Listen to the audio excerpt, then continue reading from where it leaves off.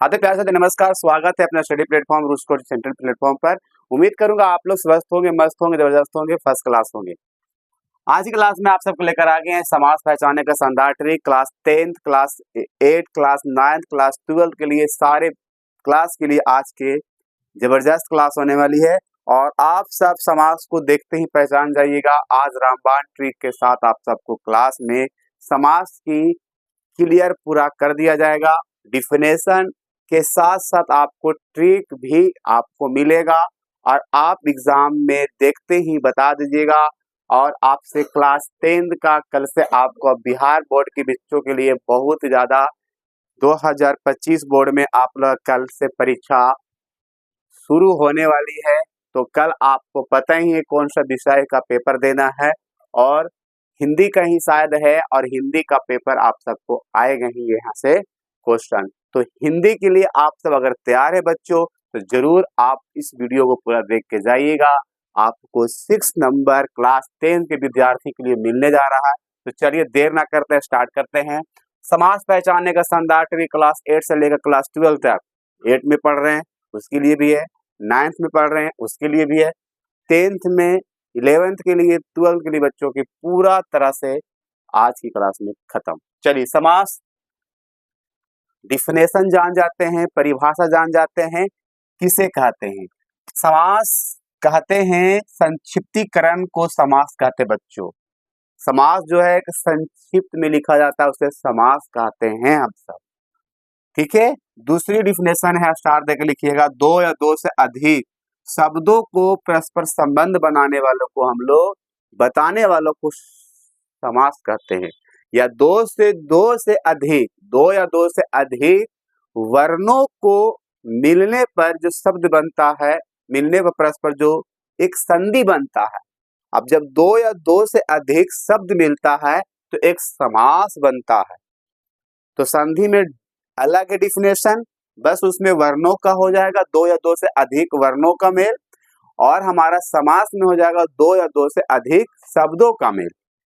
तो जब शब्दों का मेल होगा तो समास कहलाएगा, जब वर्णों को मेल होगा तो संधि कहलाएगा बच्चों। ठीक है, समझ गए समास क्या है? समास का आपको पता होना चाहिए, कुल इसका जो होता है भेद 6 होता है। कितने होते एग्जाम में मारिएगा, समास की कुल कितने प्रकार होते हैं? 6। कितने? 6 होते हैं। पहला आप लोग का दिया गया है द्वंद्व समास, दूसरा दिग्गु, तीसरा तत्पुरुष, चौथा कर्मधारय, पांचवा अव्ययी भाव, अब छठा है बहुव्रीहि समास। कितने समास कुल होते हैं? 6 होते हैं महोदय जी। पहला द्वंद्व, दूसरा दिग्गु, तीसरा तत्पुरुष, चौथा कर्मधारय, पांचवा अव्ययी भाव, और छठा आप सबको बहुव्रीहि समास। इंपॉर्टेंट है और ये ऑब्जेक्टिव पूछेगा, 6 मार्क्स में ये क्वेश्चन आएगी ऑब्जेक्टिव में। चलिए अब ट्रिक की बात करते हैं हम सब। द्वंद्व समास क्या होता है समझेंगे ध्यान से, और डिफिनेशन के साथ साथ, और इसका समझेंगे हम परिभाषा भी। कहता है जिस समास में पूर्व पद और उत्तर पद दोनों ही प्रधान होते हैं उसे हम द्वंद्व समास कहते हैं। ये डिफिनेशन हो गया, परिभाषा हो गया कि हम उसे द्वंद्व समास कहेंगे बच्चों, जिसमें पहला पद और, जैसे पूर्व पद और उत्तर पद, पूर्व कहते हैं पहले पद को, उत्तर कहते हैं बाद वाले पद को, जब दोनों प्रधान हो वही द्वंद्व कहलाएगा। ट्रिक मैंने क्या लिखा? ट्रिक लिखा महोदय जी, यहाँ पर ट्रिक पहला में, द्वंद्व समास में अधिकतम योजक चिन्ह, आपको ये चिन्ह दिखाई देगा, ये वाला चिन्ह, तो उसे कहते हैं हम बच्चों द्वंद्व समास। क्लियर? दूसरा ट्रिक है ट्रिक समास, द्वंद्व समास में और विभक्ति का लोप होता है, वही हमारा द्वंद्व समास कहलाता है। दूसरी बात आपको, जैसे कि माता और पिता, देख रहे हैं ना, माता और पिता, तो यहाँ पर जो योजक चिन्ह लगा हुआ है माता पिता, तो इसको हम अगर विग्रह करेंगे, क्या करेंगे? समास विग्रह करेंगे, विग्रह करेंगे तो क्या लिखेंगे बच्चों? माता और पिता। तो देख रहे हैं और आया ना, यहाँ पर विभक्ति आया और, जैसे भाई बहन, तो भाई और बहन, तो यहाँ पर एक चीज और याद रखना है कि जो अपोजिट हो, भाई का बहन, यानी उल्टा शब्द भी हो, भाई का बहन, सुख और दुख, है ना, सुख दुख, पाप पुण्य, रात दिन, देख रहे हैं ना, जो अपोजिट वर्ड हो और जिसमें योजक चिन्ह लगा हो और उसे विभक्तियां करने के बाद और आए, वही द्वंद्व समास कहलाएगा। जैसे कि और भी लिख सकते हैं, पाप पुण्य, पाप पुण्य, तो क्या लिखेंगे यहाँ पर, पाप और पुण्य, है ना, पाप और पुण्य, पाप और पुण्य लिखेंगे तो ये क्या होगा, कौन समास हो जाएगा, ये हो जाएगा महोदय जी, ये हो जाएगा आपको द्वंद्व समास हो जाएगा। कौन समास हो जाएगा, द्वंद्व समास हो जाएगा। सुख दुख कौन समास होगा, द्वंद्व समास हो जाएगा। रात रात ये कौन समास हो जाएगा, ये द्वंद्व समास नहीं होगा। जब ये दोनों शब्द इक्वल आए, रात दिन, जैसे रात दिन आएगा तो आपको तो पता है कि रात दिन ये उल्टा है, विपरीतार्थक है, अपोजिट वर्ड है, रात दिन, तो द्वंद्व में चल जाएगा। अब इसी को बोल देगा रात रात या रातों रात, रातों रात बोल देगा तो ये कौन सा समास हो जाएगा, ये द्वंद्व नहीं होगा, ये कोई और समास चल जाएगा। यानी कह सकते हैं जब दोनों सेम नाम आ जाए वो द्वंद्व नहीं कहलाएगा। अब यहाँ पर योजक भी चिन्ह लगा हुआ है तो ये द्वंद्व नहीं कहलाएगा, ये कोई और समास कहलाएगा, जिसका ये समास का नाम में जाएगा, ये अव्ययी भाव में चला जाएगा। दिनों दिन, रातों रात, बातों बात, रातों रात, बातों बात, दिनों दिन, ये जितना भी समास है बच्चों, ये सारे अव्ययी भाव में चल जाएगा। जो दोनों शब्द सेम हो वो अव्ययी भाव कहलाएगा, और जो शब्द अपोजिट वर्ड में आ रहा, रात दिन, सुख चैन, सुख दुख, पाप पुण्य, भाई बहन, माता पिता, राधा कृष्ण, है ना, और कह सकते राम सीता, ये देख रहे हैं अपोजिट वर्ड है। तो जो अपोजिट वर्ड है या सुंदर जोड़ी हो, दाल रोटी, देख रहे हैं, दाल रोटी, ये जो आ जाएगा द्वंद्व समास में। कौन समास में आ जाएगा, द्वंद्व समास में आ जाएगा। तो ये चीज को ध्यान रखिएगा कि यही ट्रिक है कि द्वंद्व समास में अधिकतम योजक चिन्ह होगा और उसका हम विग्रह करेंगे तो और का विभक्ति का लोप होता है, वही हमारा द्वंद्व समास कहलाता है। और जो अपोजिट हो और जिसका एक सुंदर जोड़ी हो और जिसका योजक चिन्ह हो, वही द्वंद्व है। दिग्गु समास क्या है, ये दिग्गु का बात है। जिस समास में पूर्व पद संख्या वाचक हो, पूर्व मतलब पहले, पूर्व मतलब पहले, पहले पद जो है संख्या वाचक हो, वही दिग्गु समास कहलाएगा बच्चों, वही दिग्गु कहलाएगा। जैसे कि लिखा है दिग्गु में, ट्रिक में लिखा है कि दिग्गु समास में संख्या की प्रधानता होती है, वही दिग्गु कहलाता है, वही दिग्गु कहलाता है।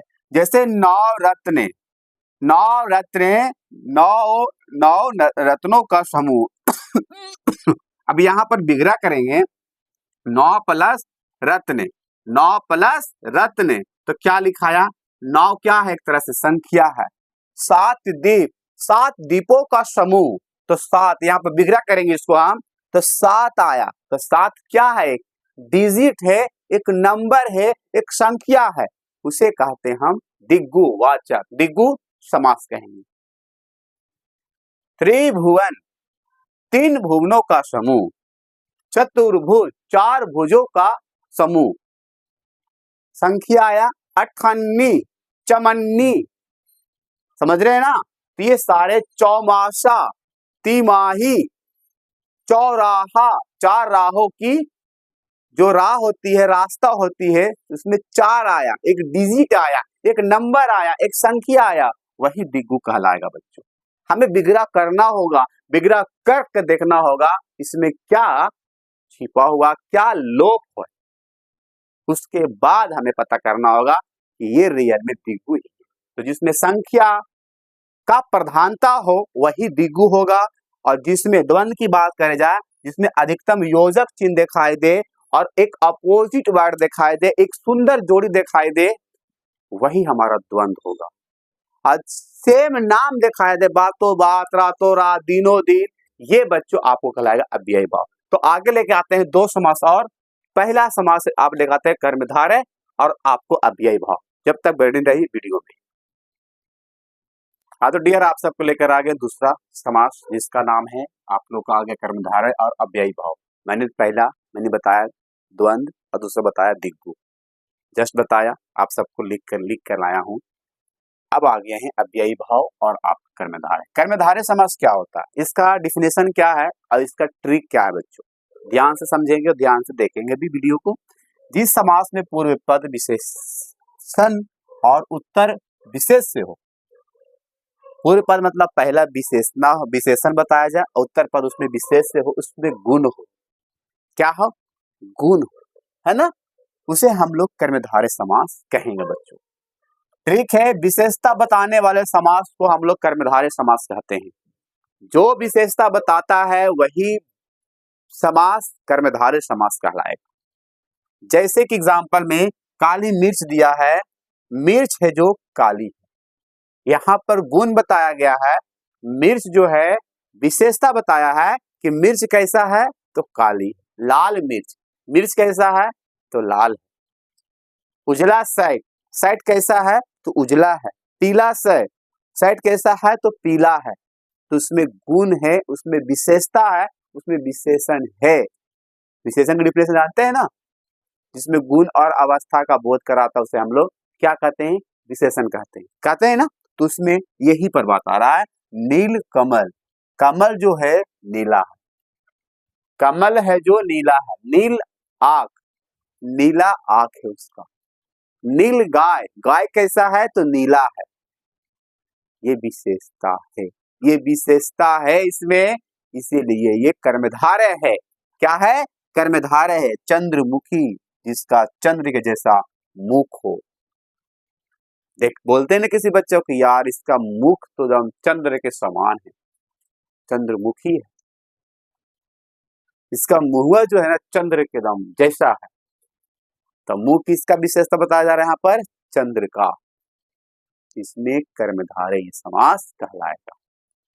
समझ में आ गया, समझ में आ गया, क्लियर। चलिए, ये आ गया आपको कर्मधारय हो गया। अव्ययी भाव समास, जिस समास में पूर्व पद अव्यय हो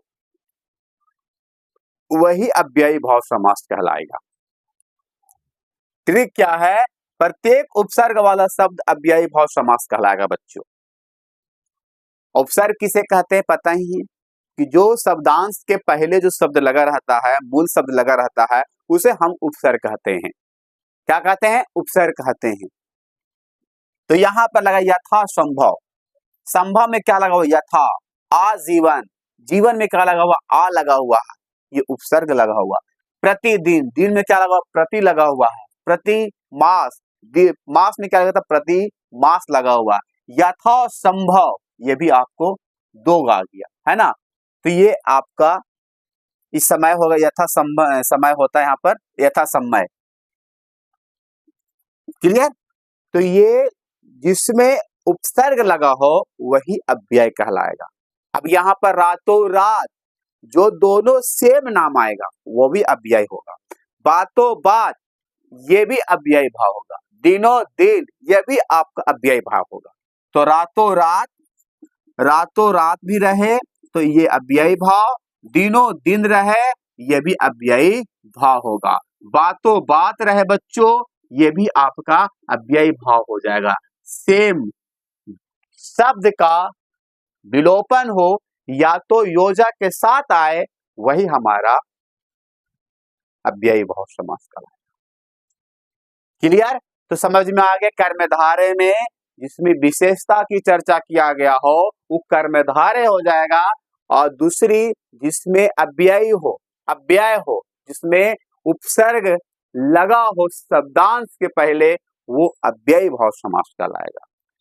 मैंने बताया द्वंद्व जिसमें पहला पद और दूसरा पद यानी उत्तर पद और पूर्व पद प्रधान हो और योजक चिन्ह लगा हो और कहे थे दो उसका जोड़ी हो, सुंदर जोड़ी हो, या तो कह सकते हैं दोनों एक दूसरे का अपोजिट वर्ड हो, अपोजिट शब्द हो, वो द्वंद्व कहलाएगा। वो द्वंद्व कहलाएगा। भाई बहन, माता पिता, चाचा चाची, समझ रहे ना? ये अपोजिट वर्ड है। माता का पिता, पाप का पुण्य, सुख का दुख, ये अपोजिट वर्ड है। राधा कृष्ण ये सारे अपोजिट में है, तो ये आपको द्वंद्व में जाएगा।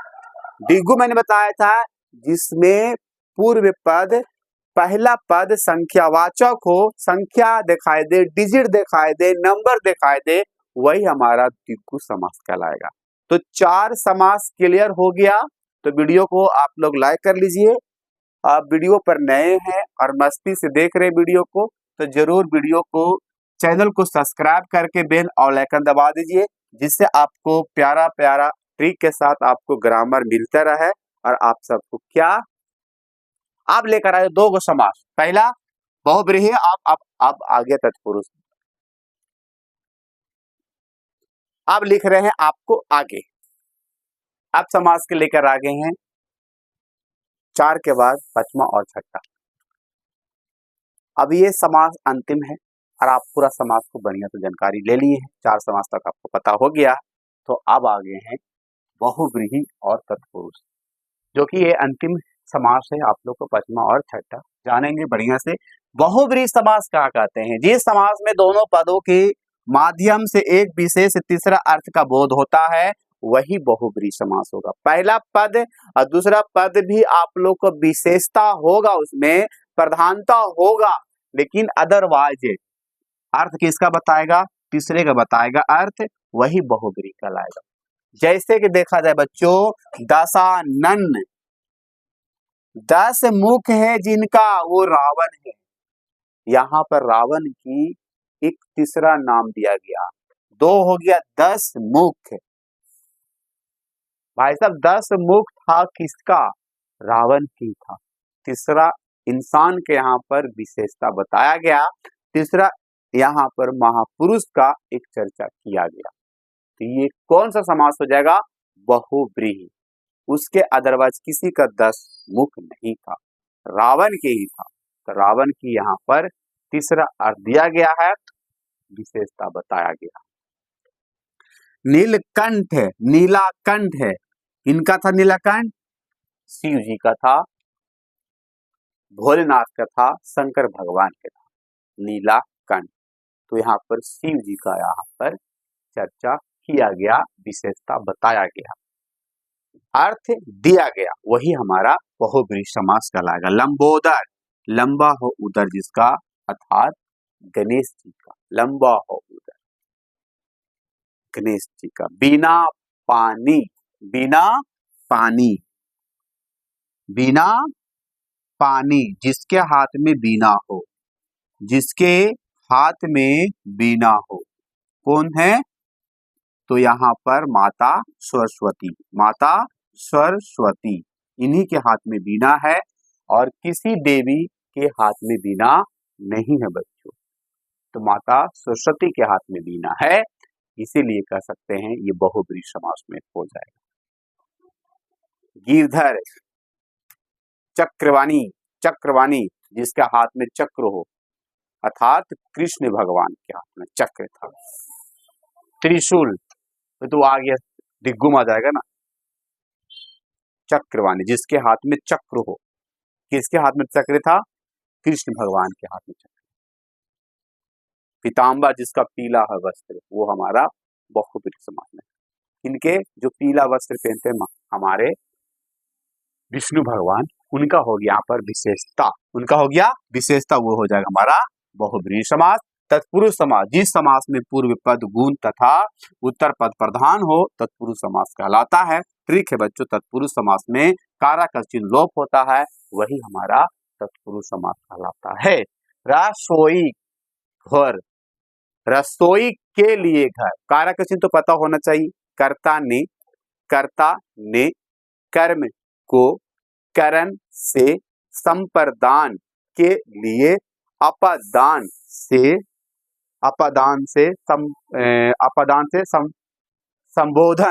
संबोधन से अजी अहो अरे अहो, इस तरह से होता है ना, कर्ता ने कर्म को करण से संप्रदान के लिए अपदान से संबंध काका की अधिकार में पर, ये सारे आता है, कर्ता ने आएगा, कर्म को आएगा, है ना, करण से आएगा, से आएगा, ये सारे हमारा तत्पुरुष समास की कारक चिन्ह का आपको दिखाई देगा, लोप दिखाई देगा, वही तत्पुरुष समास कहलाएगा बच्चों। ठीक है, तो यहाँ पर रसोई घर, रसोई के लिए घर, संप्रदान के लिए आया है ना कारक चिन्ह में, तो यहाँ पर के लिए घर कैसा बच्चों, तो रसोई के लिए ही घर कैसा है, तो रसोई के लिए, यही तत्पुरुष कहलाएगा। मतदाता, दाता किसका हो रही है, मत मतलब वोट कर, यहाँ पर हो रही है दाता, दाता कौन है, देने वाला जो वोट होते हैं। राजपुरुष, राजा के पुरुष, पुरुष के कर संबंध काका की, है ना, तो यहाँ पर के आया ना कारा का चिन्ह, इसी तरह से हमारा ध्यान देना होगा। राजकन्या, राजकन्या, राजकन्या, कन्या किसकी है, राजा के कन्या, कन्या किसकी बच्चों, राजा की कन्या है और किसी का नहीं है, राजा की कन्या, अर्थात यहाँ पर कारा का चिन्ह, आपको विभक्ति दिखाई दिया, वही तत्पुरुष समास कहलाएगा बच्चों। समझ रहे हैं बात को, यही आपको कारा का चिन्ह है जो आपको ध्यान से देना होगा कि रसोई के लिए घर। अब यहाँ पर गौशाला, शाला किसके लिए है, गौशाला के लिए है। विद्यालय, आलय किसके लिए है, मतलब विद्यालय, आलय विद्या के लिए, आलय विद्या के लिए, आलय जो आलय है वो किसके है, विद्या के लिए घर है, उसे कहते हैं विद्यालय। गौशाला, शाला कैसा है, तो गांव के रहने वाला वहां पर शाला है, शाला मतलब समझते हैं जगह कहते हैं, जो स्थान होता है जहां पर गाय रहते हैं, गायों को रखा जाता है, उसे गौशाला कहते हैं बच्चों। पाठशाला, जहां पर पढ़ाई जाती है, जहां पर एक बताए जाते पढ़ने की चीजें दी जाती है, पढ़ाने की बातें होती है, वहां पर उसे पाठशाला कहते हैं। शाला किसके, पाठ के लिए शाला, तो पाठशाला। विद्यालय, समझ रहे बात को। पुस्तकालय, पुस्तक प्लस आलय, वो आलय जो है एक घर है, वो क्या है, उसमें केवल पुस्तक है, इसीलिए पुस्तकालय हो गया। तो कारा का चिन्ह दिखाई देगा, वही तत्पुरुष कहलाएगा बच्चों। और आपको बहुब्रीहि समास में प्रथम पद और द्वितीय पद, या तो पहला पद या तो दूसरी पद आपको प्रधान हो, लेकिन तीसरा का अर्थ दे, वही हमारा बहुब्रीहि कहलाएगा। और तत्पुरुष में कारा का चिन्ह आपको विलोप्त में दिखाई दे, वही हमारा तत्पुरुष समास कहलाएगा। समझ गए, ये सारे